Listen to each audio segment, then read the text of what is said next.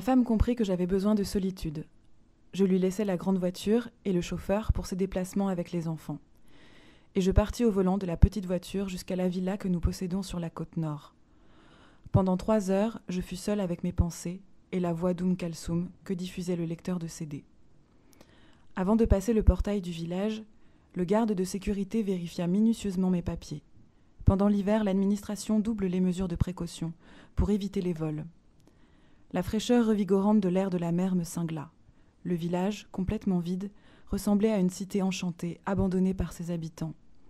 Les villas étaient fermées, et dans les rues il n'y avait d'autre présence que celle des réverbères.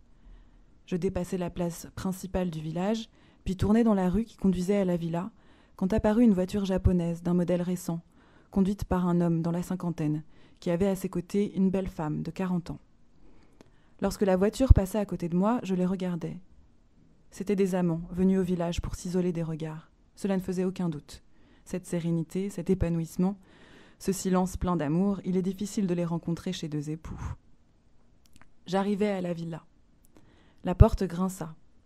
Suivant à la lettre les conseils de ma femme, je commençai par ouvrir les fenêtres, mis en marche le réfrigérateur, enfin ôtai les housses qui recouvraient les meubles, puis je pris un bain chaud avant d'entrer dans ma chambre, vider ma valise et ranger mes vêtements dans l'armoire. Je revins alors au salon, m'asseoir devant la fenêtre. Je commandai avec mon téléphone portable de la nourriture, au seul établissement qui travaillait pendant l'hiver. Je mangeai avec appétit, peut-être sous l'influence de l'air marin. Puis je ressentis une envie irrésistible de dormir.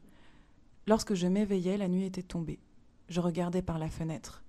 Le village était plongé dans l'obscurité et vide, à l'exception de la longue rangée des réverbères. Une idée angoissante s'empara soudain de moi. J'étais maintenant complètement seule, à des centaines de kilomètres du Caire. Et s'il m'arrivait soudain quelque chose, une crise cardiaque par exemple, ou bien une attaque à main armée? Et si j'étais le héros d'un de ces faits divers que je lisais dans les journaux?